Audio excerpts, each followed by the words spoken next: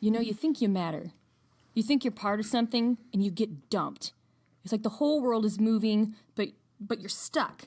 Like those animals in the tar pits. It's like you just keep sinking a little deeper every day, and nobody even sees. Faith Lehane, Buffy the Vampire Slayer. Boom. Welcome to the Nerdy 30s, the podcast that proves you don't have to give up the things you love at a certain age. I'm Travis Harrison. I'm Erin Naoma. And, Sorry, I said that weird. This is a podcast that we've been throwing around for a while. Yeah. For, I think, literally since we started. We have. It's on topic right now. It's very topical with everything that's happening in the world. The news. Within the last year, but especially within the last month with the whole Kavanaugh thing. Yeah.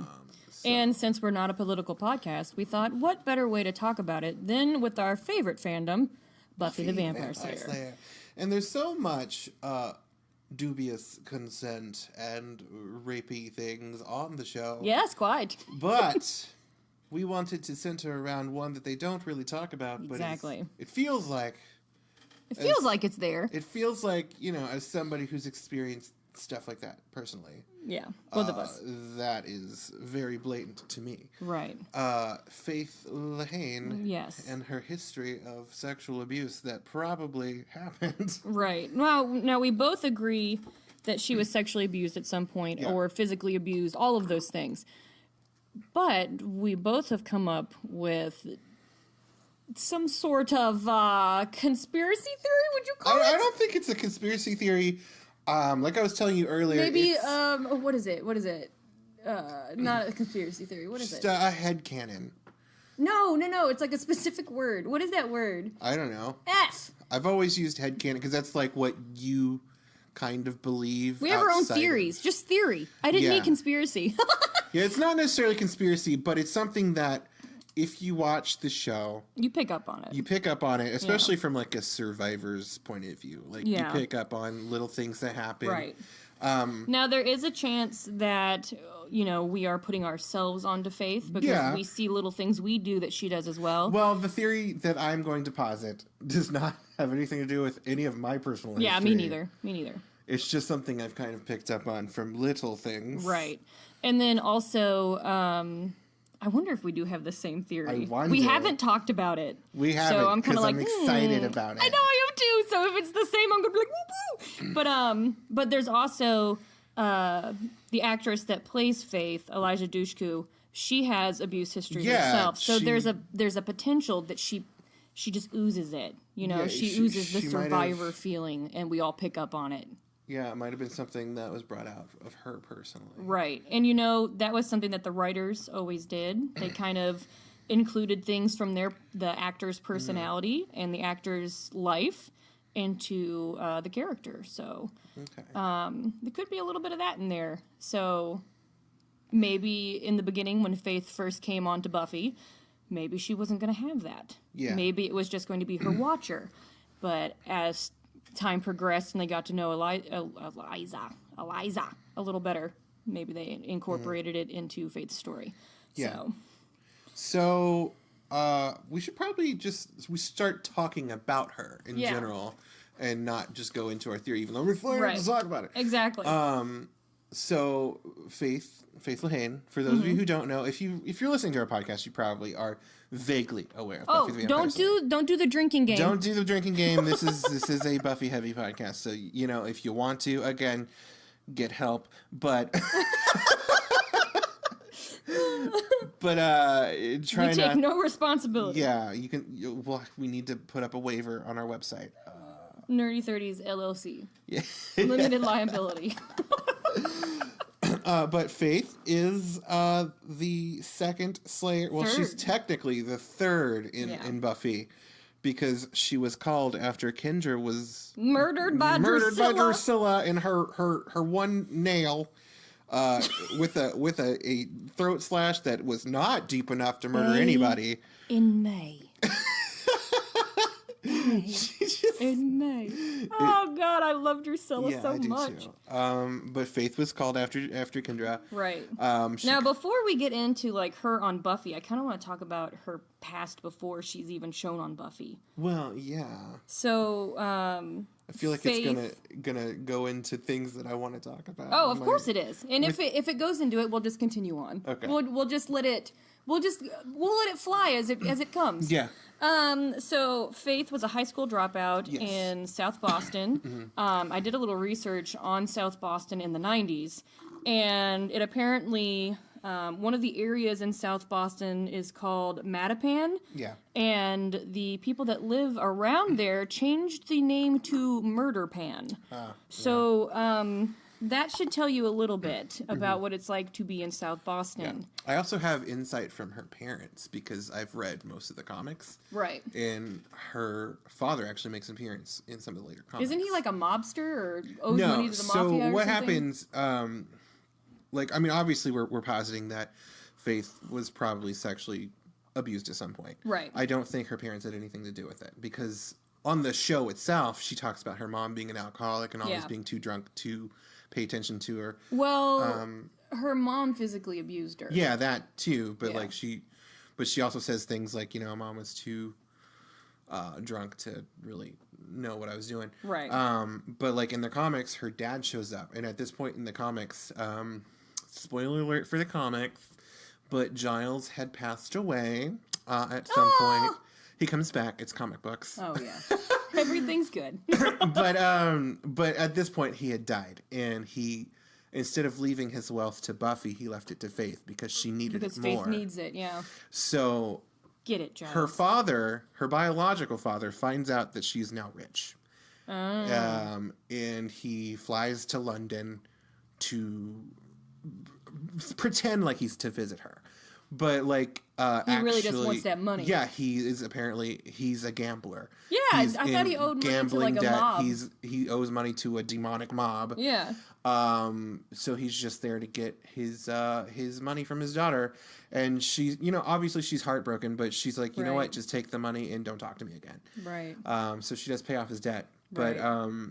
So that's basically what her father was he was into gambling, and he was too busy gambling his life away to really pay attention to her. Right. Well, it does, like, she never ever mentions him on the show, so it kind of leads me to think that he was probably either absolutely horrendous towards her to where she didn't want to talk about him, or he was just extremely absentee. Yeah, so I think he was absent. Yeah, so with him being, owing a bunch of money to the mob and being a gambler and all that, that kind of lends to being absent. Yeah. And, I don't know. I mean, do you know if her mom and dad were still married? I don't remember. I think they might have been, but just just separated. Just like they're still contractually married. Yeah. But not like I live in the same house married. I don't know so much that. I just know how they were as individual parents. From just the context and the additional comic book information. Okay. Okay, I was wondering. But I mean, like, there was something that I was kind of thinking about whenever I was doing research on Faith. Her mom was the person that she was around all the time. Yeah. And she was, the person that was supposed to be taking care of her and was supposed to be the person in charge. And she abused her, drank all the time, and who knows what else she did to her. I have some theories. I'm not going to bring them up yet, but I feel like that kind of lends into how Faith viewed Buffy. Yeah. Because it was another female that's in charge where she's like, I'm the one that's doing everything.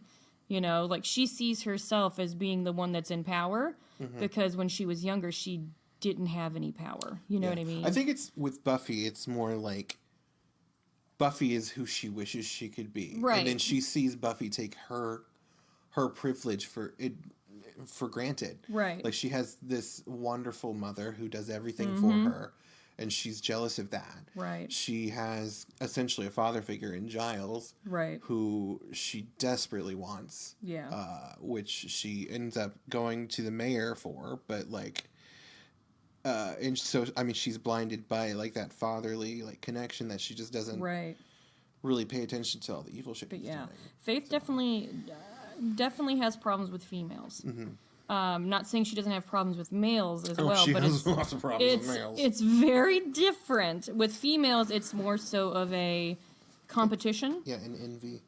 Envy, kind of stuff like that. With males, it's more so of, what is it that you want from me that I can give to you so that you'll be nice to me? Oh, Alexa wants us to take out the garbage. Alexa, dismiss. It's not a Nerdy 30s episode without an interruption from rude-ass Alexa. She's like, hey, excuse me. You need to take out the garbage. I think she's calling Faith garbage. What a bitch! Such a bitch. It's people like you that make Faith have such issues. Exactly. Yeah. But one of the things that the reason why I kind of brought up Faith having issue, like, Faith is really dark. She's the quote unquote bad Slayer. And one of the things that Marty Noxon, one of the writers of the show, brought up was that Faith was Buffy's shadow self. Yeah. So she's an extension of Buffy that they didn't want to actually bring out in Buffy. Mm-hmm. They wanted the darkness of a Slayer to be explored without having the viewers hate Buffy. So they needed another Slayer that was the bad girl that kind of went with the darkness that the adrenaline pumping and actually enjoying the hunt and the kill of it. They just didn't want it to be Buffy. Yeah, and I mean, if that was their goal, like, to have a Slayer that we hated or disliked, I think they failed at that, because, like, I feel like Faith is so much more interesting and compelling sometimes than Buffy is. And, I'm saying that as a huge fan of the show. Right. Well, here's the thing is, a lot of people that were watching the show, weren't like Buffy. Mm-hmm. A lot of people that watched the show did have the abuse history and weren't rich and didn't have the parental guidance that Buffy had, even if it was just her mom. But, I mean, she had Giles as well. Yeah, Giles is her father. Right, exactly. So all of these people that were watching the show that didn't have those things, that couldn't identify with Buffy, they finally had a character on the show that was powerful, that was kicking butt like them, Yeah. So, I don't know. That's just my kind of little take on it. Yeah. I think she was important, to kind of show the different layers of Slayers. Because, I mean, you had Kendra, but she was only on for, like, 3 episodes or something. Yeah, she was on for 3 episodes. And, and there was no building. It sucks because, like, I feel like whereas Faith is Buffy's quote-unquote shadow self, right? Kendra is very much like her superego. She's very much like what she could be if, like, she was just such a rule follower. Right. Like, she was just, if like, she battened down the hatches. So, I mean, it's interesting.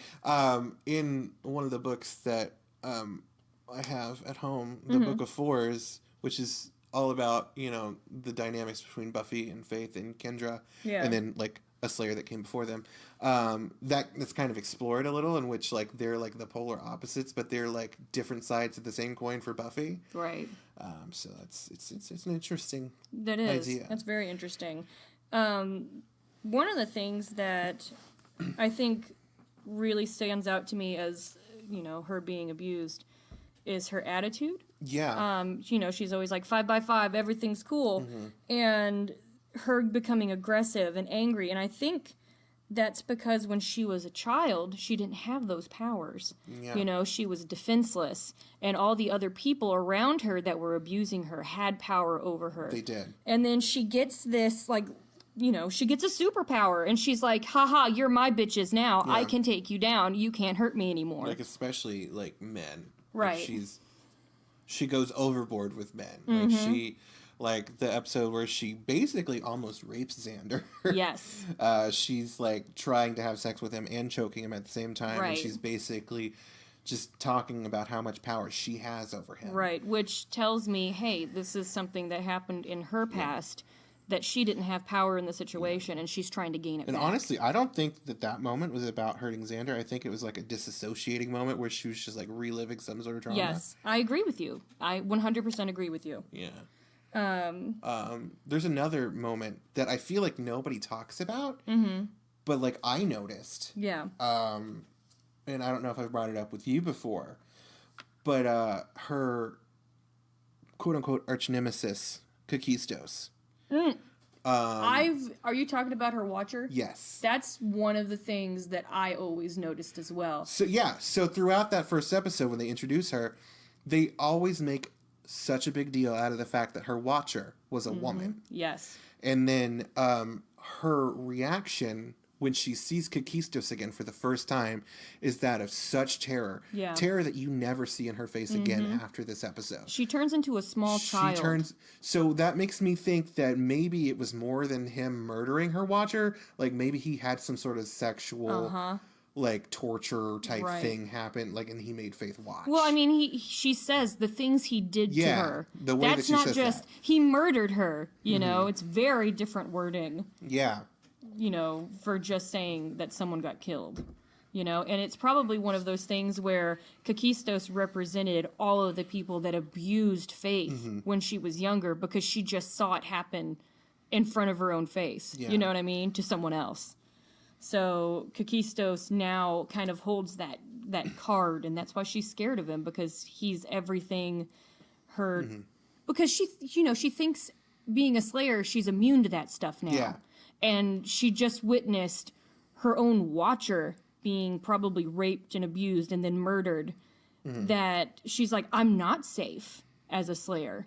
Yeah. This stuff can still happen to me, so I better do it before anybody else can do it to me. Yeah, and she's like, that's the reason she's in Sunnydale. It's not because she's like, such a bad... She's running. Right. She's running from Kakistos. Right. She came to Sunnydale because her watcher was tortured and murdered. Right. And she wanted protection because she realized that she's not as bad as she thought she was. Right. But she won't say that though. Yeah, she refuses to say that. But that's the one thing that's always stood out to me. Yeah, it's always stood out to me as well. Is that fact that they keep mentioning her watcher was a woman, and then her line delivery and her facial reaction. Right. When she sees him for the first time. And I wonder if that was a conscious thing that Eliza Dushku decided to do. Yeah. Or if that was just something, like how she just personally took it, or if that's something that Joss said to do. Because personally, I think it's probably a mixture of both of those. You know what I'm saying? Joss is a great writer. Right. But obviously we know a lot of stuff now about him that we didn't know back then.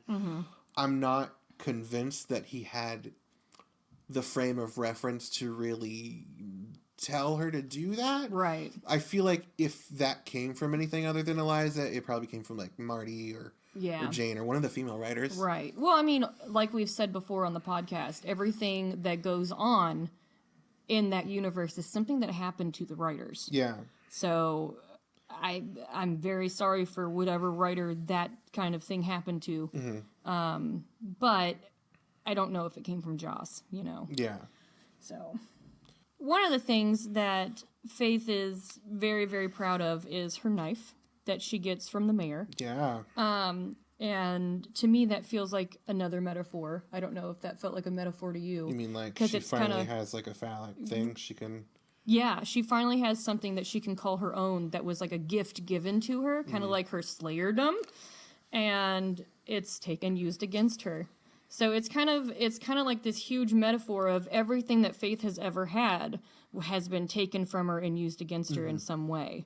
I thought that was very clever of them to kind of have Buffy kill her with her, well, not kill her, but put her in a coma, essentially, with her own weapon. Yeah. And then later on, you've seen the Faith episodes of Angel, right? Oh yeah. I know you haven't seen everything, but right. When she finally, like the moment before she decides to like try to turn herself around, was her breaking point where she kidnaps Wesley and she tortures him, and she does so in a way that's, I mean, psychotic, and she's trying to hurt him, but she's also a little sexual about it. Yeah. So it just kind of makes me think that she's repeating a cycle of abuse. That's the way it read to me a little bit. I don't know.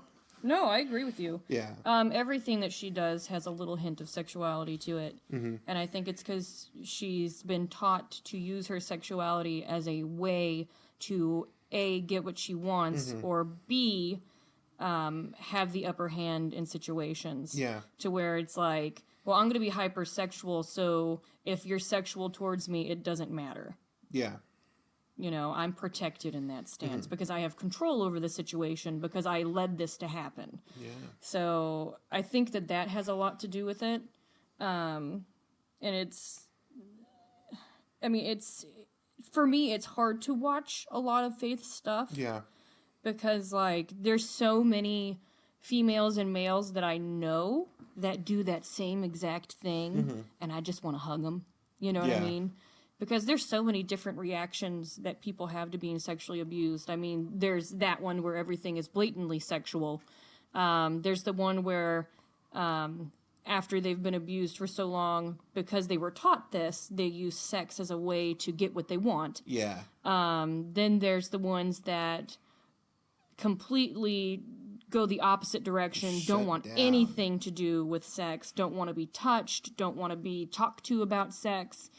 And then there are also people that it doesn't, I mean, it affects them, but it affects them physically instead of in their actions, to where they get like body pain. So there's something that I've noticed with Faith is she's always cracking her neck. Yeah. And that tells me she's got body pain and she is really tense all the frickin' time. So that's just a little glimmer that I noticed just in her, how she holds herself. Absolutely. Yeah. So I think that was like a pretty good history of Faith. Yeah. I want to get into like a little timeline of things that will lead into my theory. Do you want to say what our theories are? Well, I want to explain a little bit first and see if you can think, like if you can guess where I'm going with this. Well, I'm just gonna say what my theory is. Okay. Okay? I personally think that while Faith's dad was absentee and her mom was drunk off her rocker and she died early, I personally think that Faith turned to a life of crime and then to prostitution. Yes! Yes! Yes! Yes! Yes! Now, let me explain something. One of the things that stuck out to me that was so blatant was whenever, who was it? It was Lila. Lila was picking her up. Yeah. In, what was it, a limo? Yeah. Yeah, she was picking her up in a limo, and Faith got in, just, you know, like, oh, this is happening. And Faith got in and started to come on to Lila. And Lila's like, no, I think you've misunderstood what's happening here.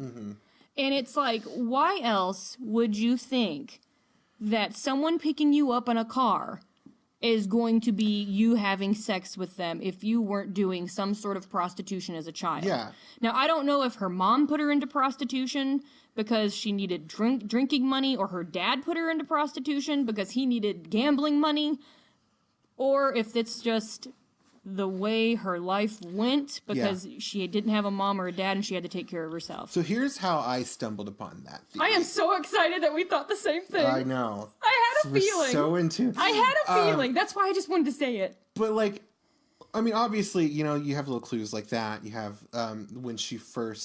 when the mayor first gives her apartment, she acts like she has to reward him sexually. Right, and he's like, I don't want that. And he's like, no, I think of you like a daughter, not like a sex thing. And that is the moment when she's like, this guy actually cares about me. Yeah, and that's why she is ride or die for him from here on out. But like also, by the end of Buffy, season 7, she's only about maybe a year younger or older than Buffy. Right, she's like 17. So by the end of Buffy, she's maybe 23. Right. 24, 23, 22, somewhere around there. The timeline of Buffy. So when she first gets to Sunnydale, she's maybe 17, 18. Right. she was a Slayer before. It was like she got, she just got called in May of that year. Mm-hmm. So she's about 17 or 18. She goes into a coma at the end of that year. So she's in a coma for a year. Mm-hmm. Then she goes to Angel, and after, like, she wakes up, she goes to LA. Is this where she says she's dirty? Yeah, she says she's dirty there. She's bad. She's wrong. She goes to jail for a couple years. Right. And then, you see her again. She helps Angel, and she comes to Sunnydale, and she helps Buffy in the scene of the show. Mm-hmm. So there's not a lot of time there for her to have all this weird sexual experience. Uh-huh. But on Buffy, like season 7, when she starts, hanging out with the gang again, she starts talking about her sex life. Mm-hmm. She talks about, like, oh, I dressed up like a cheerleader once. For a banker. I used a bullwhip. I had handcuffs. Like, she has all of these, like, role-playing sexual experiences. With older men. But there's no, like, time period where she could have done that unless it was before she came to Sunnydale the first time. Yes. So when she would have been underage. She was a child prostitute. And it just makes sense with the way that she treats sex. Mm-hmm. Plus, like it's a transaction. Yeah, and plus it's a well-known fact that sex workers are twice as likely to be raped, murdered, abused. Absolutely. So she probably, like, before she was a Slayer, she probably absolutely ran into that if she was. Yes. So, yeah. That's, And I mean, not to mention, whenever, like, Who Are You, that episode, whenever she goes up to Spike, she's the sexy speech, Yeah, she does that sexy speech because it's wrong. I'm not going to have sex with you because it's naughty, But then her and Riley have sex, and Riley says that he loves her. Yeah, and she freaks out. She's like, what do you want from her? Yeah. And Riley's like, what? What do you want from her? Like, it's a transaction. Like, him saying, I love you, means I want this. So that tells me that when she was a child, there were lots of men that would just tell in her schoolgirl outfits or her bullwhips that were like, I love you so much. Yeah. That are just disgusting, Mm-hmm. So, But I'm so happy that we both went to the same place. Yeah, I've been thinking, like, and this was just an epiphany when I was, like, watching some stuff Me the too! other day. I was just like, well, the timeline doesn't add up. Right. If she had all of these, like, crazy, like, role-playing sexy things happen to her, she's been in jail or in a coma for the last several years. Yeah. So she would have had to have been a teenager when this was happening. Oh, absolutely. Or younger. Yeah. Yeah. One of the things that I think that Faith uses slaying for is an escapism for all of her abuses, all of the things that she's had to do that she was not prepared for. Yeah. So that is, like, the way that she talks to Buffy. And, people that have been abused like that, they kind of mend together the thing that's supposed to help them with the abuse. So that's why after she does the slaying, she's like, oh, well, now I gotta go have sex. You know what I mean? So why do you think that Faith is so, like, sexual towards Buffy? Well, I think it might be, like, one of those things where, like, she wants to be Buffy. Yeah. So if she can't literally be Buffy, she can be with Buffy. That's true. Which, I don't know how it is with straight people, but, like, with queer people, sometimes, like it's hard to tell the difference between, like, am I attracted to this person? Right. Or, like, is this, like, just an ideal that I want to be? Want to be like them. Yeah. Because, like, I have that all the time. No. I think that's pretty similar. I think that's something that everybody goes through. Yeah. Yeah, because, I mean, it's they call it single white female sometimes, or single white male, where it's like, I want to be like them, but I also kind of am attracted to them because they're the things I want. Or, like, because you think that they are better than you. Like, you think that by, like, having a sexual relationship with them or something, like, that's them validating you. Oh my gosh, I remembered because you triggered my Xander thing. So the reason why she had sex with Xander out of all of them is probably because she identified with Xander. Because Xander has abuse history. Yeah. Yeah. Yeah. So out of everybody. She could have done that with anyone. Mm-hmm. And she chose Xander. I mean, she was even with Spike at one point, just hanging out with Spike. Mm-hmm. Didn't have sex with Spike. You know what I'm saying? Well, that was in season 7 after she kind of like calmed down. That's true. But still, mm-hmm. She could have done it with any of them. Another thing, I just thought about this, but like in the comics, like in the later comics, mm-hmm. she says she's celibate now. Like she just doesn't want to have sex anymore. Yeah. Like she's that's not her life anymore. She would rather just be single. So like that kind of lends credence to that as well. I'm reminding you, clean the litter boxes. Fuck you, Alexa. Ha! I hate her. Alexa, dismiss. Whoa. Anyway, what were you saying? So I was talking about how Faith is celibate in the comics now because she doesn't want to have sex anymore. She's not interested in it anymore. She needs healing. Yeah, I think Angel even like flirts with her a little bit, and she's just like, "Don't do that." Good for her. Like, just stop. Good for her. So. No, I love that.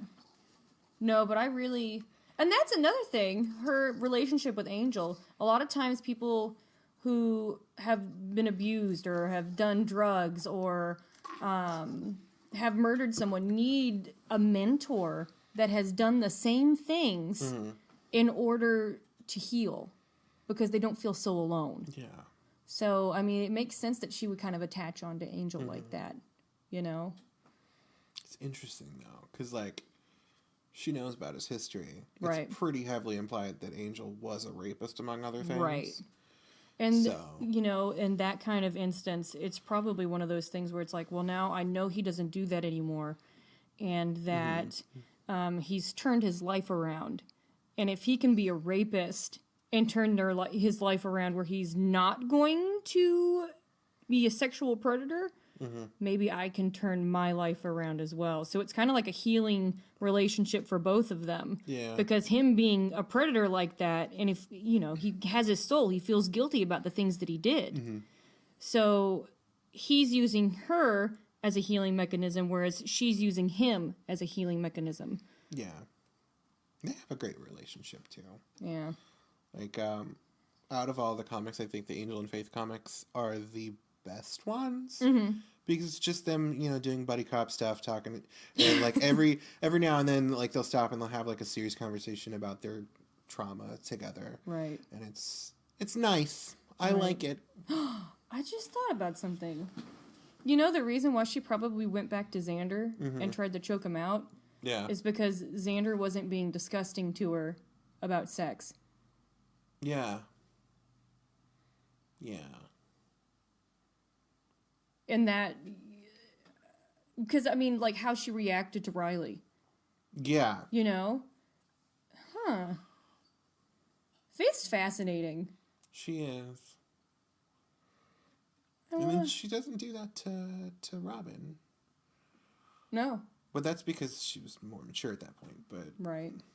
And also she'd been hanging out with Angel mm-hmm. and that mentorship of someone that was actually good. Yeah. Not the mayor. Although I will say that the mayor was good to her. He was good to her. No one else. She was the only person I think he probably ever really loved. Right. But yeah. Dang. I'm really glad that we have the same idea. I am too. Who do you think it was that put her into prostitution? Do you think she just did it to herself? I feel like... I don't necessarily think it was either one of her parents. I think she was so lonely that she just kind of fell into, like, a bad crowd. Yeah. And then, you know, she had learned... I feel like maybe she might have even had some abuse history before she fell into it. Oh, absolutely. And that's how she learned that she could use her sexuality. So that's my take on it. Plus, I have like an interesting tidbit about her whole story about wrestling an alligator naked, but I forgot it. It's like me with the Xander thing. Like, I was like, what? How did it happen? Well, it's just, Well, I mean, like, she tells this whole story, I think it's in the first episode. It is. That she's in, where she wrestles a crocodile naked. Right. And then she's, like, butt naked in front of, like, a pastor, hugging a pastor, and then everyone's so scandalized by it. Right. But it's just, like, are they scandalized because you're naked or because, like, you have a reputation? Well, here's what I'm wondering. When she was wrestling with that alligator, was that something that she was paid to do? Yeah. Seriously, people have weird fetishes, and as we know through history, that, the church is not immune. Yeah. So, I mean... Interesting. Yeah, right? And I mean, in a very... Was she a Slayer at that point? She's just like, I have a couple new tricks to add to my repertoire. That was probably whenever it first emerged, and she was like, here we go, guys. I don't know. It's probably one of those things like mud wrestling. Yeah. Where, like, it's two girls put into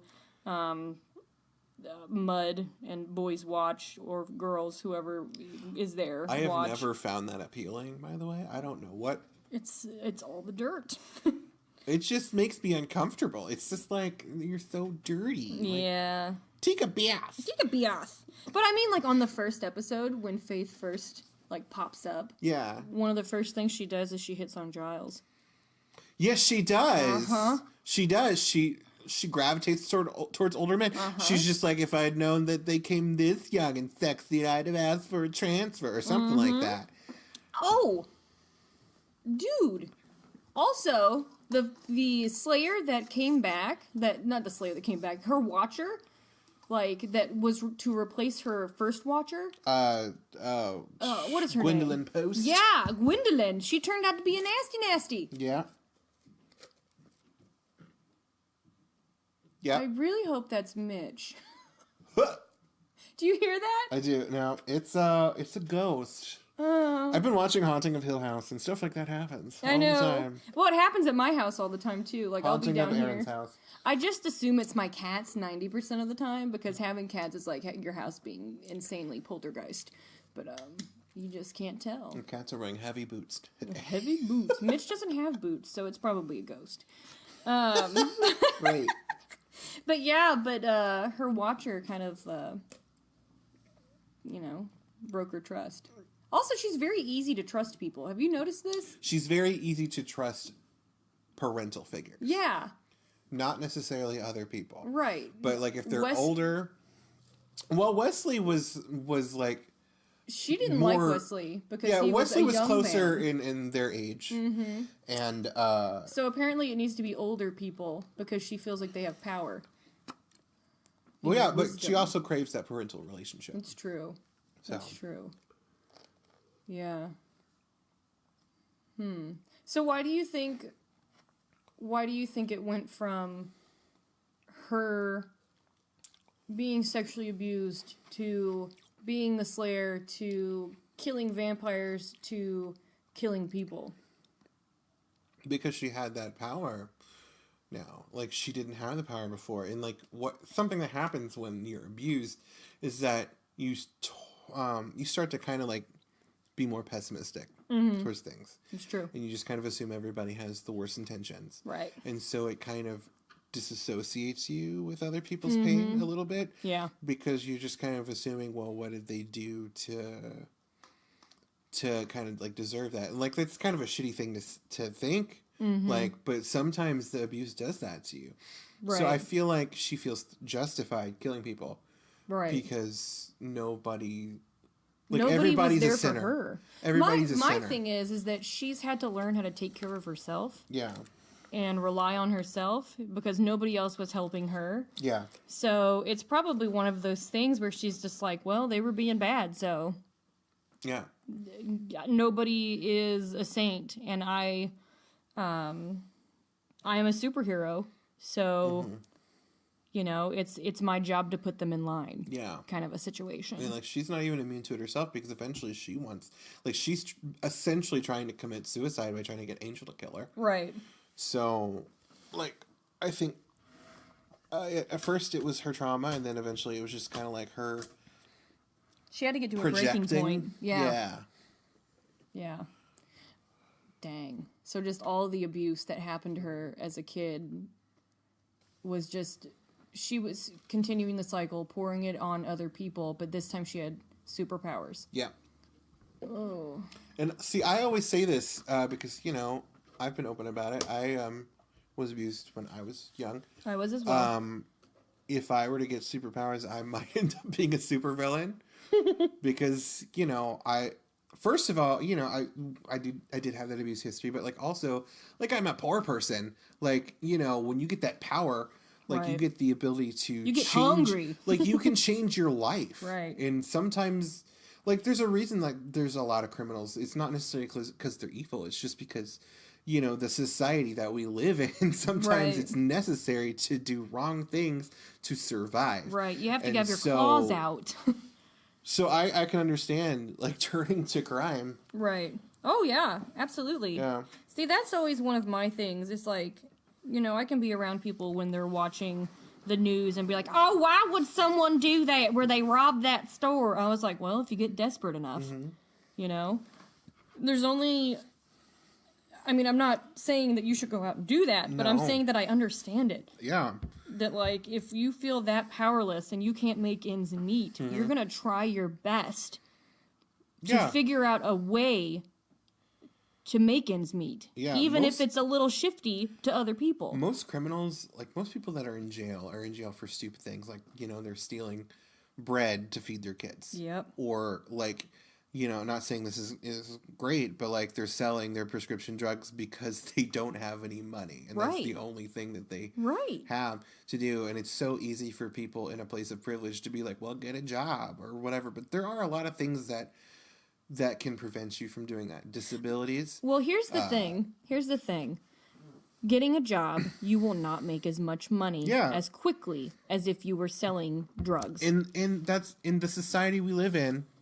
Like, they want money quicker than you can make it. Yes, absolutely. So that there's a reason why there's a lot of criminals, and it sucks. And I'm not saying it's right, but like, you know, we've created this. Right. We've exactly. created this problem. And that's why whenever I see Faith, I feel for her. Yeah. You know what I mean? Like, she's been through things that none of them know about. And they all judged her for all of her actions instead of getting to know Faith. Yeah. And understanding what was beneath it.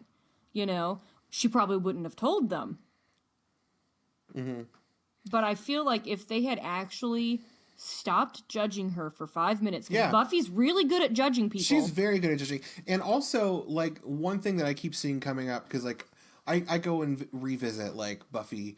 Like on Tumblr, the Buffy tag, or like the Buffy Reddit or something. One thing that people keep bringing up is that they didn't try hard enough to be her friend because Buffy has this big ass house with just 2 people at the time because Dawn wasn't there yet. 2 people in it. We know for a fact there was a spare bedroom. And yet she lets Faith live in this dingy motel. Exactly. I was about to bring that up. Yeah, like she could have offered her a place to stay. And just that simple act, while it might not be like enough, maybe Faith would have been seduced by the dark side still. Yeah. It would have been more than enough to prove that, you know, she's still a friend. About her. She has people that care about her. It might have made a little bit of a difference. Well, I mean, her mom, Joyce, invites her over for dinner. Yeah. And Buffy is upset about it. And it's because Buffy is threatened by Faith. I feel like Joyce would have been fine with it. Oh, Joyce would have been absolutely fine with it. Because Joyce sees her as a young girl that needs someone to help her. Yeah. Because she's a mom. You know, she probably doesn't see that big of a difference between Buffy and Faith. Because Buffy's done some crappy things in Joyce's eyes, you know. It's just another lost girl that she's okay with having under her wing. Yeah, and she understands that Buffy's a Slayer now. Right. By this point. So she can understand what kind of trauma has led Faith to that life because she's also a Slayer. Exactly. So. Exactly. And I really just think that if Buffy, you know, maybe if Faith came around when Buffy was gone for that summer, it would have all been very different to where people actually took Faith's side. Yeah. and befriended her. But everybody was, I mean, in the beginning, they were all kind of rallying around Faith and, like, really intrigued by her. Mm-hmm. But as the viewers, you're like, oh, well, Buffy's upset. Yeah. You know what I mean? Another thing that, like, well, it could also, like, it's definitely triggering if Faith has the past that we're like, kind of thinking of. But another thing that they use to kind of, like, make her feel like an outsider and to, like, push her away is they slut shame her a lot. Yes, they do. Like, they're always saying, like, oh, she's a sleaze bag, she's a slut bomb, she's a, look at the way she dresses. Right. And it's, like, I'm sure she hears some of that, so. Right. That can't feel good, especially if she does have the history that we're thinking. Right. Well, I mean, she's not going to open up to them because she seems like a very empathetic person in the beginning. Yeah. She seems like that. Then she closes off. But you know that she knows they're judging her. Mm-hmm. And it's probably, you know, her judging herself and knowing that these yuppies from California probably see her as no good because she's from South Boston and has no money and comes from nothing. Yeah. You know? I don't know. I feel like if things had played out differently with the Scooby Gang, yeah, it would be a lot different because, like, in the beginning, Faith was like, man, maybe, you know, if I had friends like you guys in high school, I would have felt sad about dropping out. Yeah, it's a literal line she said. Yeah.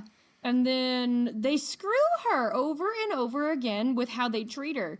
Like, their actions are very different. Yeah. They always exclude her. They always kind of treat her like an outsider. That's something, like, I mean, it's something by modern phrasing would be they don't realize their privilege. Right. Because all of them, even maybe Xander to an extent, like, they all kind of have a level of privilege and comfort that Faith has never had. Mm-hmm. And they don't outright say it, but their actions, the way that they judge her, makes it seem like it's somehow her fault. Right, exactly. And you know that she picks up on all of that. Yeah. So she probably doesn't feel comfortable enough to be friends with them. Yeah. More than just surface friends, acquaintances. I'm the same way. Like, yeah. I am very self-conscious about things. I try to pretend like I'm not, but I am. In the moment that I feel like somebody that I'm trying to be friends with is judging me in a way for things that I'm not sure I can help, right, I will immediately shut off. I do that too. I will immediately stop talking to them. I will, I'm not going to pursue the friendship further because I feel like you've already shut it off because you're thinking such negative things about me. Mm-hmm. So I can understand. Right. I think that's why she needed someone like Angel. Mm-hmm. Because Angel's like, I am a piece of crap. And I'm not going to look down on you for the things you've done. Yeah. Whereas all of them have their big egos.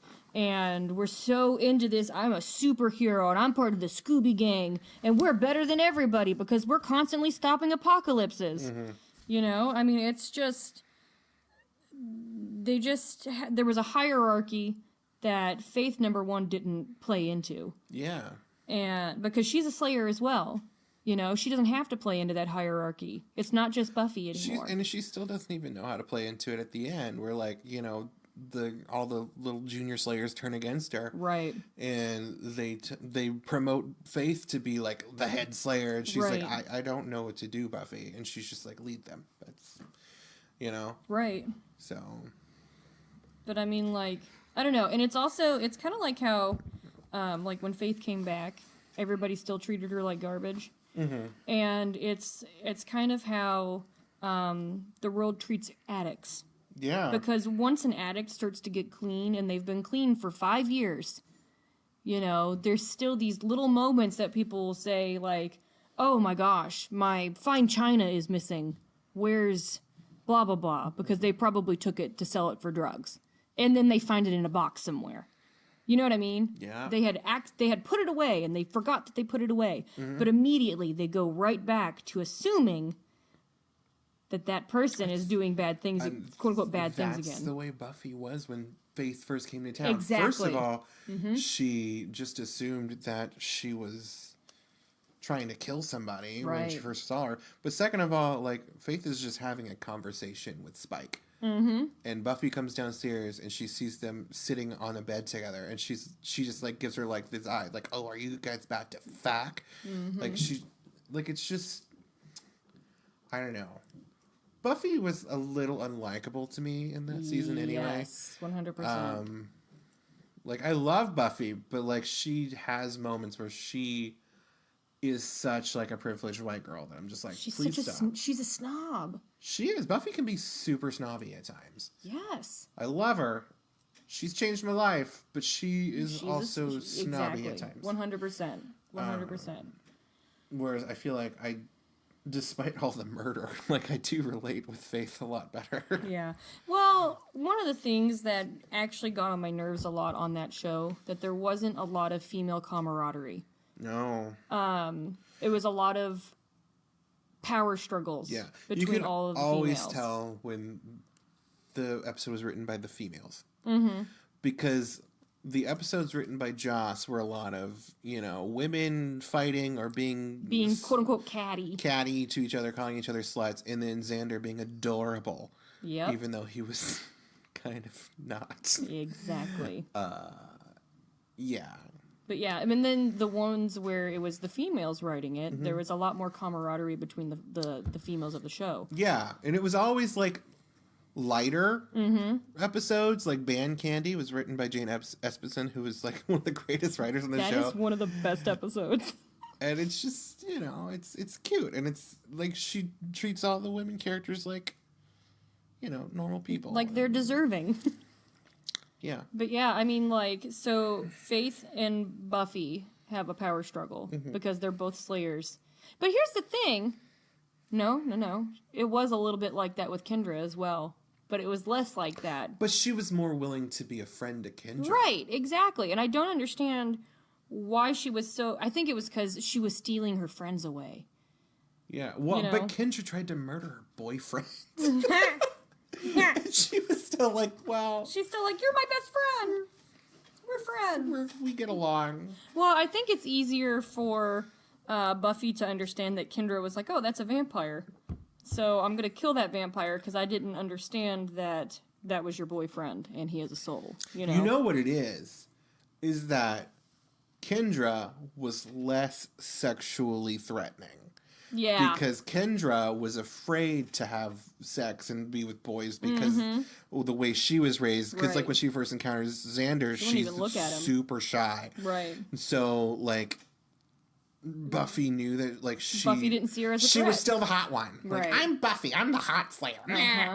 And then Faith shows up and she's like, I'm the hot one. I'm supposed to be the hot slayer. Because that's all that ladies want to do is be attractive to boys. Right? Yeah, and I can understand that being important to Buffy because, like, half of her storyline is like, I am tired of being a superhero. I want to be a normal girl, and part of that is just being attractive to boys. Right. Which, I mean, that's not the only thing women should be, but, like, also, like, I can understand why a teenage girl would want that. Right, exactly. And I mean, she wants to be able to keep her femininity while she's doing these masculine things. Yeah. You know what I mean? I mean, I'm not saying that ladies who fight aren't being masculine. I'm just saying that at that time period, she's associating herself with being masculine. Well, I mean, like, I think that's good balance, though, is because, like, one thing that you see a lot of, and we've been talking about doing an episode about this, too, but, like, female action heroes usually have to be overtly masculine so that they can, like, sell the movie tickets to men. Right. So, like, they're not overly emotional, and they're just punching people. Right. And they're super muscular, and they're like, raw. And that's one of the struggles that Buffy's having. She's like, I want to be able to go and do my nails because I like it. Yeah. Not because she's a girl, but because she likes it. Yeah. And she doesn't have time for it anymore. Because she gotta go punch people. And it ruins her nails. But Faith might like to do her nails, too. Exactly. Yeah. And she does, because she wears black nail polish. She does. Thank you. But yeah, I agree with you that it's all about which one's going to be the more attractive Slayer. But I mean, even Willow has power struggles with Buffy. Because that's the whole reason why she gets into witchcraft is because she wants to have a superpower like Buffy. Yeah. Well, listen, we can do a whole other episode about Willow. Yeah. Because here's the thing, guys. You guys watch it for the first time, second time, third time even, and you're like, Willow is a cinnamon roll, and I love her. But Willow has some issues with consent. Yes. And magic addiction, which obviously, because like that's all season 6 is about. Exactly. But consent especially. Oh, yes. So. With Tara, who's supposed to be the love of her life. With Xander. Absolutely with Xander. Because she tries to erase his memory without his consent in season 3. Mm-hmm. Let's not even get into that. That's like a whole can of worms. Yeah. But we definitely need to talk about that on another podcast. There is another thing that we want to bring up on this one that has to deal with consent. Yes. That is just kind of a continuation of a conversation we've had already. Yeah, and we've actually changed our stance on this. Because we went back and we watched all of Buffy again. Mm-hmm. And while I was watching it, I paid close attention to all of Spike's behaviors towards women. Mm-hmm. Because we have an entire podcast about how we didn't think that Spike raping Buffy or trying to rape Buffy was in his character. It didn't seem right to us. Yeah. So going back and watching it again, I totally think it is. I totally think it is now, and it makes 100% sense to me. Because when you start out with Drusilla, he was like that with her. Yeah, he was. He was very possessive. So one of the things that he says at the end of season 2, mm-hmm. when he's sure that Drusilla's going to be mad at her and he kidnaps her, he's just like, you know what, I'm just going to tie her up and torture her until she likes me again. Exactly. And then you get Harmony. Mm-hmm. And Harmony, he is awful to her. And there's several situations where he's downright rapey with her. Mm-hmm. And she just kind of like smiles through it. And I think it's more so that she's scared of him to say no. You know what I'm saying? Yeah. Like, that's kind of the impression that I got after I watched that again. Mm-hmm. Just not cool. Not cool. And then there was another thing. We talked about it. What was another? There was one more. I'm not sure. I was going to say that, you know, he's, like, when he's alive, like, his whole thing is, like, he's constantly rejected by women. Yeah. So. Like, which is something that happens to a lot of rapists. Yeah. And then, like, when he finally gets power, he is very,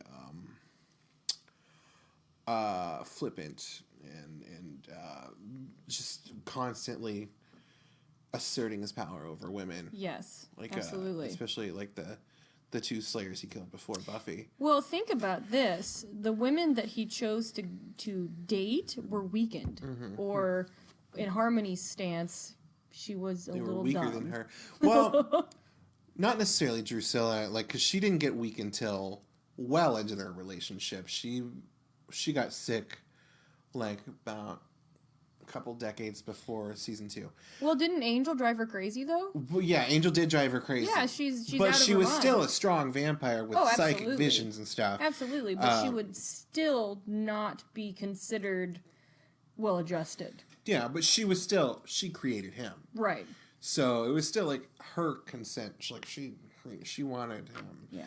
But also he's got sexual abuse history with his mom. Yeah. So I mean, there goes that cycle again. Yeah. I am not saying, I want to put this out there, that if you were sexually abused, that does not mean you're going to go out and sexually abuse someone. Yeah, but I want to stop that whole thing. It's you. I mean, it's you have the power to not do that stuff. Yeah, it's just true. saying. But, like, also, I mean, it is. I think it's actually a fact, like a proven fact, that most abusers have a history of it. Yes. Which, I mean, again, I'm not saying that, like, if you're abused, right. you're going to, but some people that do abuse did have that happen to them. So one of the things that I have heard the most from people who have been abused is that they're always worried. It's like a constant hyper diligence for them to not hurt someone else, to not abuse someone else, because they've always heard that that's a cycle. Yeah. And that's a good thing, that you don't want to hurt someone else. But the fact that that's there inside of you, that, hey, I don't want to hurt other people, cut yourself some slack. You're not going to do it. You know what I'm saying? Well, I mean, I think it's good to... Like, that's the one good thing that I take away from trauma, from, you know, like, my history, and, like, also just, you know, stupid things like being bullied and stuff. Right. Is, you know, I know how that made me feel. Right. And, like, I'm especially trying harder to be diligent about it the last couple of years. Absolutely. Is I don't want to make other people feel upset or uncomfortable. Mm-hmm. So I try to... you know, treat people with respect and not do anything like that to them. Right. Like, I was just thinking about this last night, like, because, like, sometimes I can still think, like, catty, mean things. But, like, I heard somebody say once that, like, the first thought that you have, that's just, like, a knee-jerk thought. Yeah. It's the second thought that you have that's your character. Right. And, like, if you're the one that, like, if your second thought is, like, I shouldn't say that, or I shouldn't think that, or I shouldn't do that, then that's you. Who you are. Mm-hmm. Exactly. And it's that's actually something, you know, that I've really put into effect, is pausing before I talk to anyone that has ever upset me.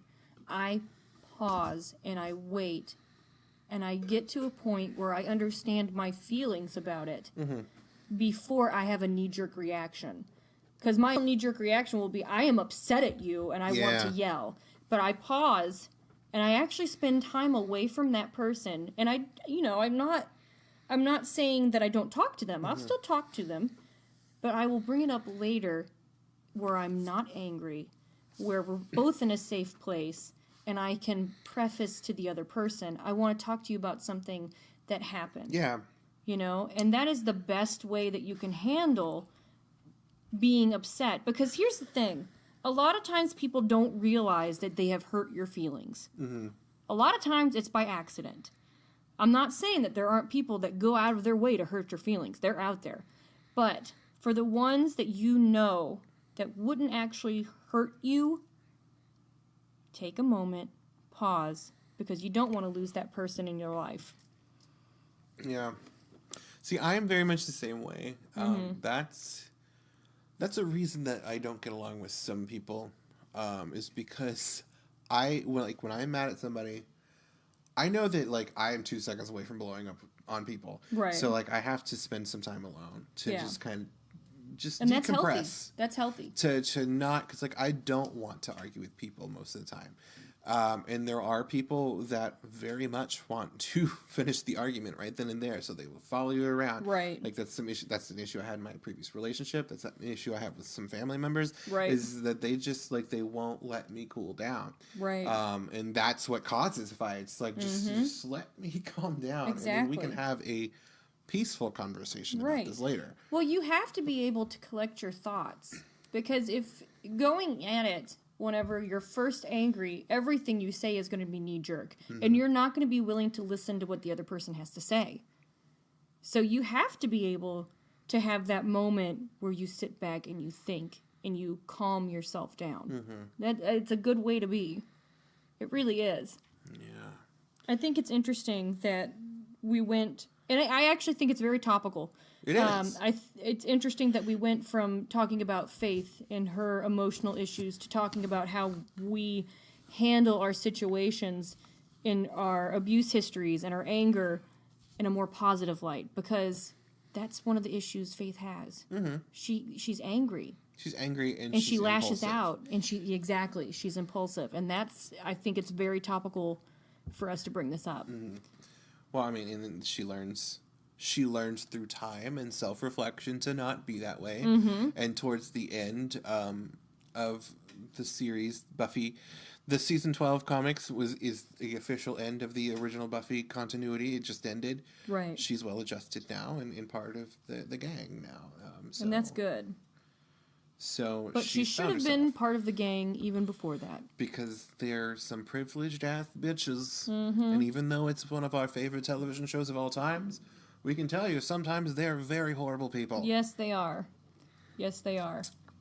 But, you know, I do wonder if they had been accepting of her and not so awful, that if maybe she would have confided in them. Yeah. About some of the things that actually happened.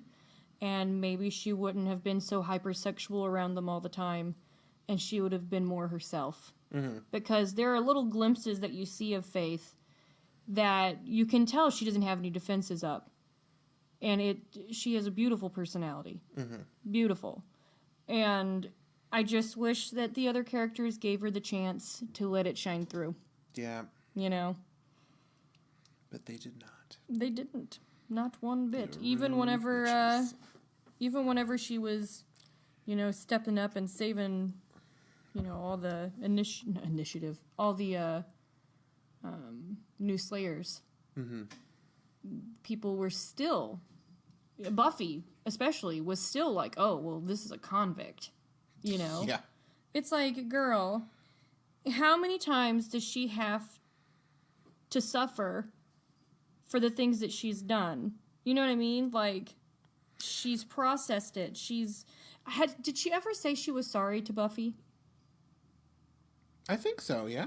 I think she's apologized several times. She's also, another thing I completely spaced, and I was going to bring this up earlier. Mm-hmm. She apologized to Riley in the comics. Oh, that's good. For essentially raping him. Right. Because there's this whole storyline where Riley has been kidnapped, so she teams up with his wife Samantha. Nice. To rescue him from like these jungle vampires. It's interesting. But when she finally meets him, like she's like, "This is the first time we're meeting for real." Yeah. But like, I know you know how it happened now. Yeah. And he's like, you know what? I forgive you, but I think you need to forgive yourself. You know, I have grown to like Riley more. Yeah. Because of this last watch through I did of Buffy. I've watched it 1,000 times. Mm-hmm. But every time I watch it, I grow to like different characters. And I grow to dislike different characters. Mm-hmm. And this time watching it, I actually liked him more. Yeah. Because he was, you know, I know he was like hyper masculine and like power struggled with Buffy a lot. But he really did treat people nicely. You know what I'm saying? He was... this has been brought up. Like I watch a lot of like people watching Buffy for the first time on YouTube for fun because like I like watching people experience it. But like a lot of times when people reach season 4, they're just like Willow's friends are being kind of shitty to her, not understanding how she feels that Oz just broke up with her and left town. But Riley is being so kind to Willow. Yes. Like, he was, like, that was such one a of the good things friend. that stood out to me. He was like, are you okay? Yeah, and he wasn't trying to be, like, a creepy, like, oh, she's single now. Yeah. He was just, you know, like, I'm your friend. Let I me know want if you to need feel me. better. Yeah. You know, turn off that song. Because that was Oz's song. Yeah. Yeah, I agree. And it took me watching it, like, probably 8 times. Yeah. For me to be like, I think I had to grow up to appreciate Riley. Yeah. Because as a kid, you're very drawn to the dark characters that are very impulsive. Yeah. Because as a kid, you're going through things and you're dark and you're impulsive. Mm-hmm. And I think I had to get to the point to where I appreciated kindness. It's hard to... and vanilla. Yeah, I had to get to the point where I appreciated It's hard to appreciate the appeal of a normal guy with a normal job who's just normal. Yeah. Because when you're young, you're like, ooh, sexy vampires. But yes, please. But like when you're older, you're just like, I'm in my 30s and I just want a guy to hang out with. I want a Riley. I don't want a guy that's going to be constantly like crying about, no, we can't be together. Because like that's toxic and abusive. Mm-hmm. Like, you know, Riley had his issues, and I feel like Riley was driven a little bit crazy by his own abuse history and his own issues with the relationship with Buffy too. Oh, absolutely. Buffy was not good to him. She was not great to him. So, like, I'm not going to absolve him of all his issues, but, like, I feel like with some time and distance, he would be the preferable, like, person to end up with, because, like, you wouldn't have, like, the stupid back and forth, like, oh, we can't be together. Right. Oh, when I'm with you, I want to die. Exactly. The drama is gone, and you could just, sit on the couch and watch some telly. And I'm happy for his wife, Samantha, because, like, she's cool. She's actually a really cool-ass chick. Y'all don't treat her like a bitch, because she's actually really cool, and she's in the comics a couple times, and she's super cool there, too. So. Yeah. But I really enjoy that Faith apologized to him. Yeah. That's really nice. Mm-hmm. And that shows her growth as well. I guess, looking back, I was kind of like Faith. Yeah. It's interesting. You didn't go on a murder spree. No. In fact, I can't even kill spiders. I put them outside, friends. Sleep with people and then smack them around. No, I was the abuse survivor that was like, don't talk about the dirty stuff. Let's not. I was very prudent and was like, I don't want to take showers because I will have to be without clothes. See, I was the opposite, where I'm just like, yeah, look at my naked pictures. Look, aren't I sexy? And now I'm single, and guys are trying to be like, yeah, you're sexy. I'm like, no, leave me alone. Yeah. I don't want to talk to you. Yeah. I just want to hide in my blanket. Exactly. Watch I Netflix. will say that there were times that I, like, was overtly sexual. Mm. But then I would always feel like this immediate shame about it. There was one time in high school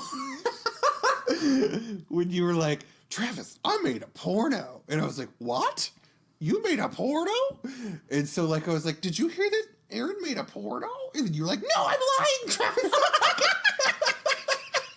Oh, yeah! I remember this.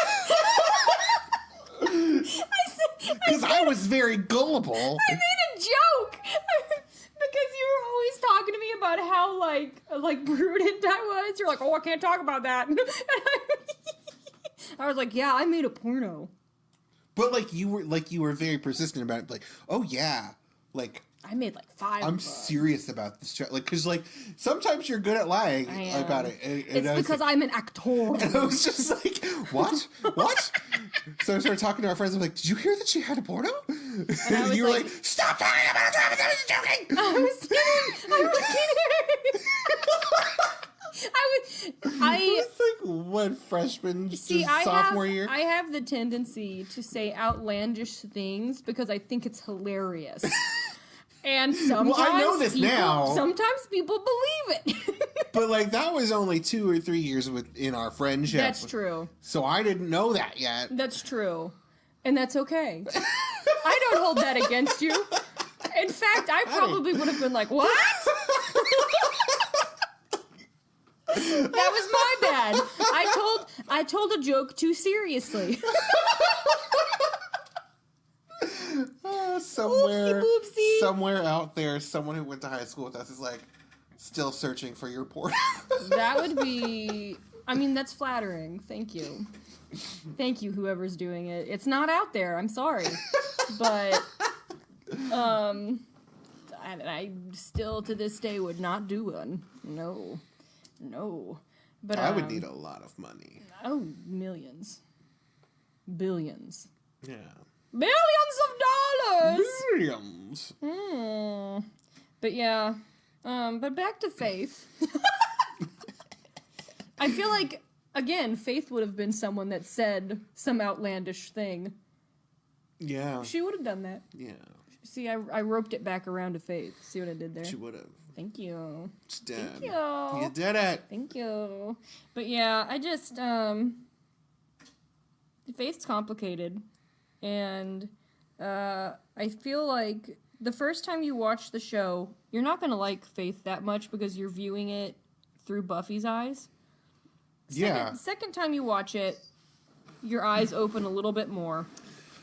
And then it's one of those things where, the more you watch this show, the more you realize that Faith is a survivor that's also a victim of people not understanding where she comes from. Well, something that you just said is very interesting, and something that I've taken to heart is that the show is through Buffy's eyes. Yeah.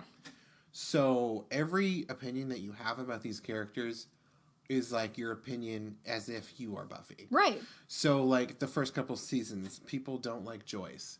It's because Joyce is like, Mom, like leave me alone. She's grounding Buffy and shit. Like she's being a mom. She's doing what she's supposed to be doing, and people are like, minus the Ted episode. Yeah, well, yeah.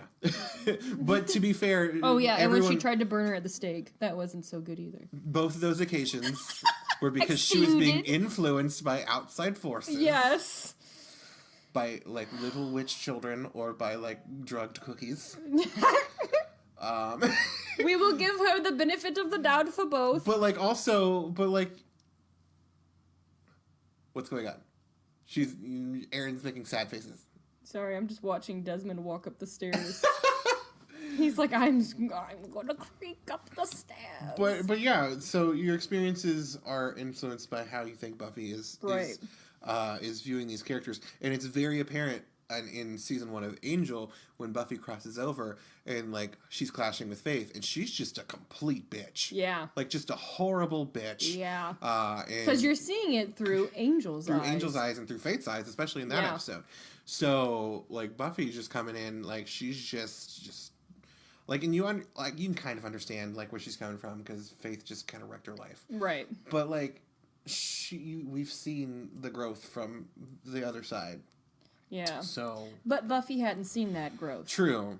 So I can't. I can cut her slack with that. But again, that just goes with you're seeing different viewpoints from different characters. Right. So you're not seeing the characters as they are, right? Unless you watch it again and again, and then you start kind of following each character's journey with your own exactly.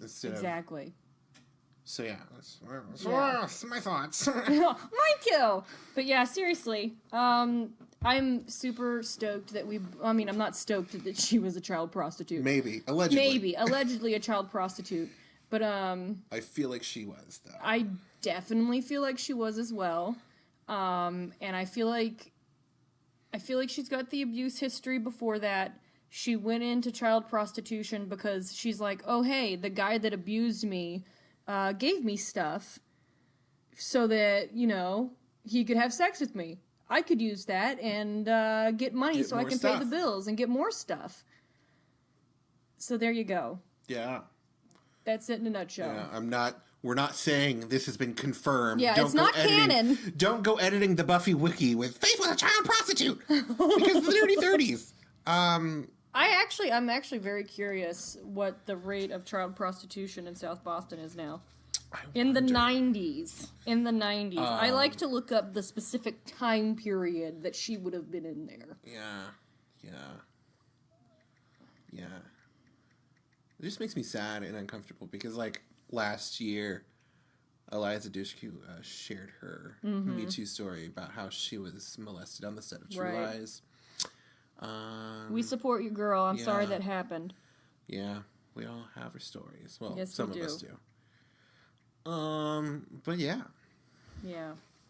And, I mean, some of the ways that she played the character could definitely be because of her own abuse history, like I brought up before.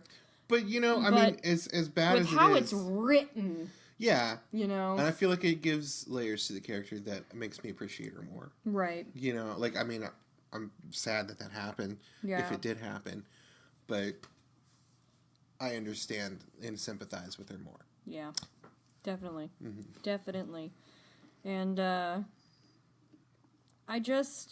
really think that we need to, as a society, to start looking on abusers as being abusers. Yeah. There's nothing romantic about a 45-year-old man having sex with a 17-year-old girl. Yeah, stop being like, oh, he has mentally issues. Right. Or something that I've seen a lot of, like, these politicians you try to use is just like, well, back in the day, people got married when they were 12, and so it's like that's not how society is anymore. No, stop using that. But also, I mean, it doesn't mean that was a great thing to be doing back then either. Exactly. It just means that we were less informed about shit. Exactly. And you know what? It wasn't until the 1990s that it was not okay for a husband to rape their wife. That's fucked up, yeah. And it's like, we know as a society now that is not right. Mm-hmm. And it was still... And back then, for hundreds and thousands of years, it was okay. Yeah, and it was still, like, legal in some states until, like, very recently. Yes. Yes. And it's actually, child brides are still legal in several places. Mm-hmm. Child brides. Mm-hmm. Like, those are little babies being married off to 60-year-old men. Yep. That's pedophiles. That's disgusting. Mm-hmm. We need to start believing people. We need to stop asking them, well, what were you doing the year before that? What were you wearing? What have you been doing since then? Yeah, like it doesn't matter. It doesn't matter if she's actually a prostitute. Yeah. Like, nobody deserves to be raped against their consent. Like, nobody asks for that, you know? And I think we need to be a little bit more accepting when people say that they've been raped or molested or abused, because a lot of times, like, if you live with that, that's something that you don't want to say. Right. So if you're saying it, you're saying it for a reason. Well, here's the thing, is a lot of times the person that comes forward and says what happens to them, they get the backlash. Yeah. And that's not how it should be. It's not. And but that's how it is. And that's why it's scary to come forward. Yeah, and I understand that there's a very small percentage of people that are lying about it, but, like, most of the time they're not. Right. And, like, especially with the stuff that's been on the news lately, it's just, people have been like, well, I think it's suspicious that the timing is like, this person is going to be a politician. It's because she didn't want someone that tried to rape her to be a politician. To be in charge. So, yeah, it's about timing. Yeah. Because she's trying to save other people. Exactly. And that's honorable, not despicable. Yep. Just saying. It's all about power. Like on Buffy. Yeah, exactly. And if one more person says to me, when I say that, I mean usually dudes, if one more person says to me, well, I don't even know what to do around a lady anymore. Be respectful. I can't hold her hand without her saying that it's rape. No, we know the difference. Yeah. You know the difference. You're just being stupid. She wants to hold your hand. She'll let you hold her hand. Exactly. Man. See, I have heard people in my life saying that. And I don't think that they realize that is upsetting to me because of my history. Yeah. And anybody that is saying that kind of stuff, stop. Yeah, I think because you don't know. You don't know who is around you that has this same exact story. Yeah. Or worse. You know? Please stop. Yeah, just don't do it. And I think that's why, like, I don't like, because I'm single now, like, I don't like overtly, aggressively sexual guys anymore. Because I'm just, because of my own history, I'm just like, you know, like, that just kind of makes me pause. Like, I just don't, if that's all you want, I don't want to do anything with you. So, like, so I understand. And, like, basically, guys, just, people will let you know if you have consent to do something. Yeah. And you know what? Here's the thing, is a lot of females are raised to endure pain. Mm-hmm. You know, like, we are taught that pain is just part of the living process for women. So we're taught to smile through uncomfortable situations. Don't think because we are smiling that we are consenting. Talk to us about it. Be like, hey, are you cool with us, you know, having sex later? If she says no, or if she pauses for a long period of time and looks at you uncomfortably, read that as a no. Yeah. Or, like, ask again. Yeah. Just be like, well, you paused. Like, are you sure? Exactly.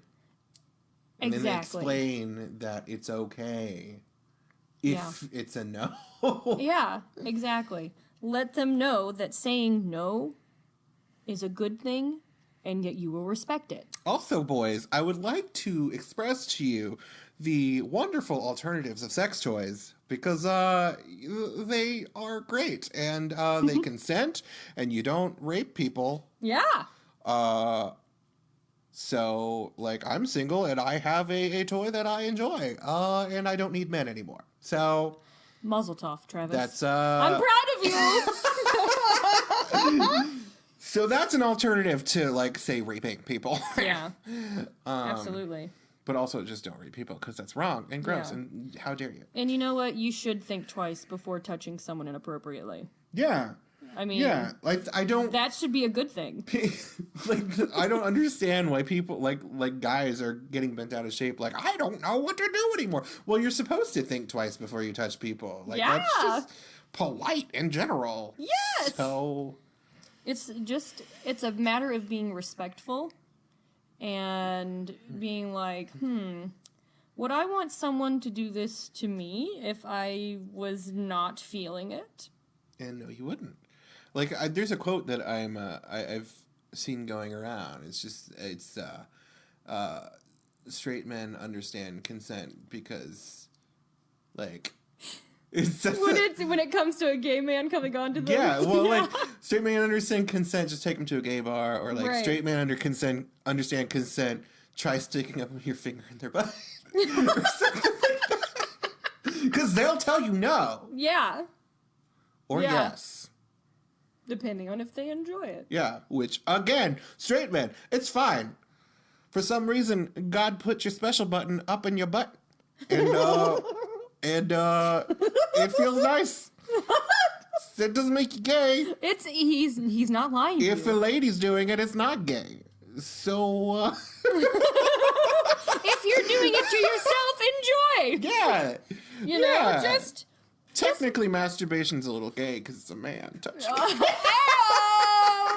We went no. on a completely alternate place, and I think we're just circling around the, like, don't rape people dream. Just Yeah. don't rape people. And, Don't rape people. Don't touch them inappropriately. And also, Faith might have been a child prostitute, but don't quote us. But maybe I think she was a child prostitute, and I don't think she liked it. Yeah, absolutely. Because there's a lot of child prostitutes, or just prostitutes in general, that get into the sex trade that have to do it because they need money, or are forced into it, or kidnapped of some sort. So who knows what would have gotten her into the child prostitution whole thing. Hopefully it was just a way for her to make money. Yeah. But you never know. She could have been kidnapped, which is another reason why her watcher and her being kidnapped and then her watcher being abused Yeah. affected her so much. I also want to say, like, if you're a legal person and, like, you do sex work, fine. Do what you need to. I don't think it should be illegal, you know? Because every job you do, you're selling your body. So. Exactly. Well, 100%. And then, but just don't make people do it against their will. Yeah. Plain and simple. Plain and simple. Because I'm going to say it, there are a lot of people that are in those pornos that you watch that are actually kidnapped and put into it forcibly. So maybe think about that the next time that you're watching porn. You just... I often wonder, because I feel like sometimes you can tell, because, like, they're just, like, they can't. They can't put, like, their effort into it. Yeah. Yeah. Yeah. That's why, you know, when I was younger, I watched some porn, and then I started reading a lot about statistics and all that. Yeah. And I was like, oh, some of these people that I have seen on there are probably not wanting to be there. Yeah. You know? And it really upset me, so I just kind of was like, no. I mean, Stick to big porn studios. Exactly. I'm like, they're legit. If you guys, you know, if you are a sex worker and you're an adult and you're consenting to all of it, good for you. You know, no judgment here. Get your life on, honey. But I'm just saying that there's a lot of people on there that don't want to be there. So think about that.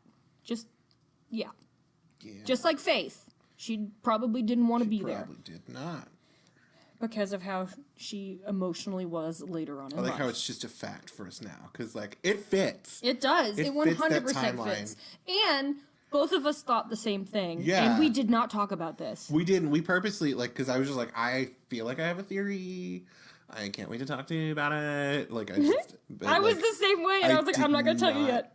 We didn't tell each other until we recorded this. So. And I don't know. I think the fact that we both came up with it just feels right. Yeah. Because if you go back and you watch, anybody out there, go back and watch and have that story in your head. Yeah. Because it makes sense. Total sense. 100%.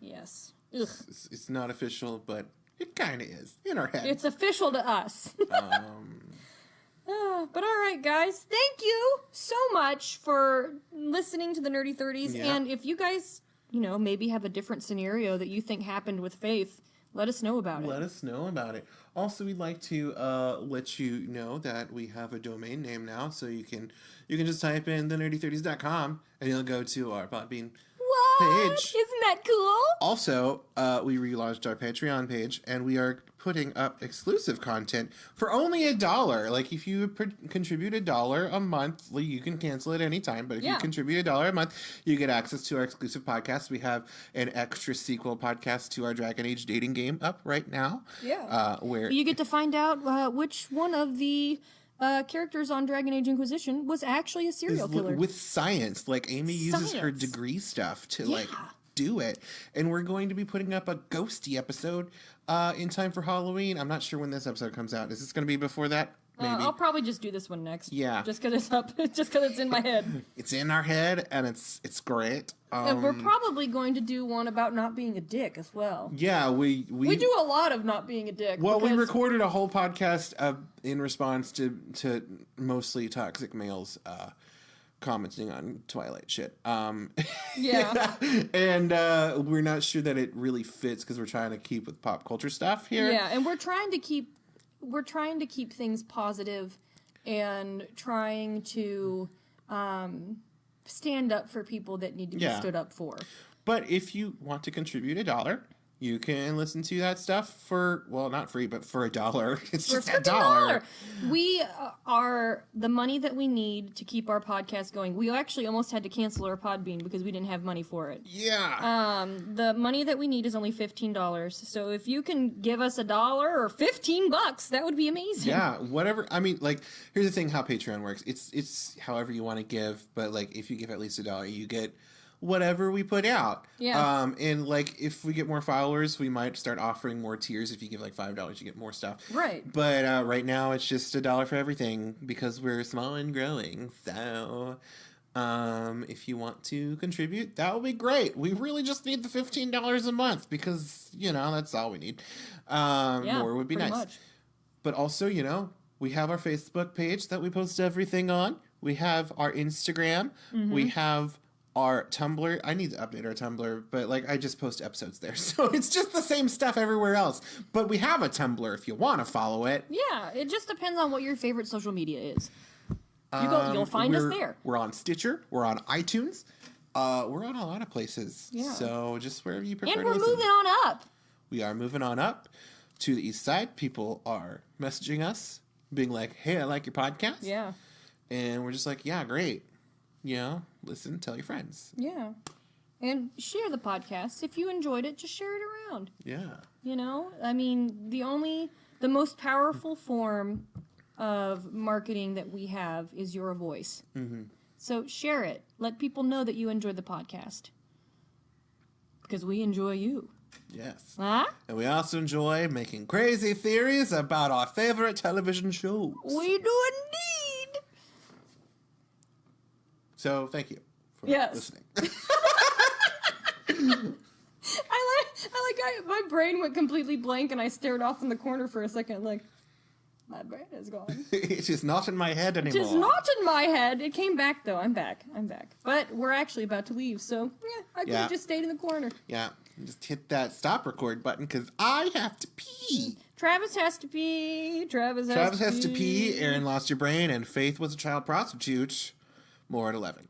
And also, It totally makes sense that Spike was a rapist. All right, bye! Yeah, bye-bye.